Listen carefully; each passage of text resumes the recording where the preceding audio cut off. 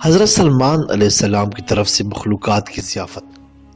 حضرت سلمان علیہ السلام نے جب دیکھا کہ اللہ نے ان کے لیے دنیا کو وسیع کر دیا اور دنیا ان کے ہاتھ میں ہوئی تو کہنے لگے، اے میرے معبود، اگر مجھے اجازت دیں کہ میں تیری تمام مخلوقات کو پورے سال کھلاؤں۔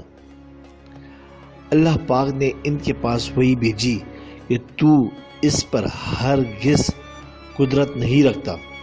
پھر درخواست کی کہ 1 مہینہ، پھر 1 ہفتے کی درخواست کی۔ اللہ تعالیٰ نے فرمایا، تم میں اور جو کچھ میں نے تمہیں طاقت دے رکھی ہے ان میں بھی اتنی قدرت نہیں۔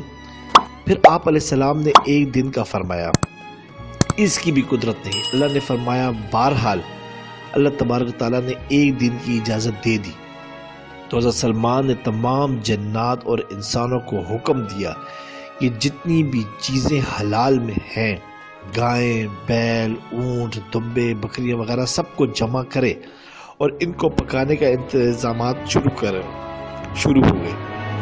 شہر سے جنگل تک بڑی بڑی دیگوں میں کھانا پکنے لگا اور 1 مہینے کی مسافت تک مسلسل دیگیں پھیلی ہوئی تھی۔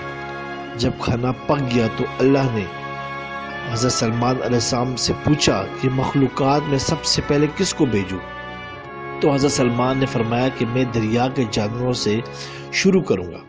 پھر ایک سمندر سے بہت بڑی مچھلی نمودار ہوئی اور اس نے آپ علیہ السلام سے کھانے کی درخواست کی کہ مجھے بھوک لگی ہے اور آپ نے ہماری ضیافت کی ہے، اور جب تک میں اپنا منہ بند نہ کروں آپ کھانا میرے منہ میں ڈالتے رہیں۔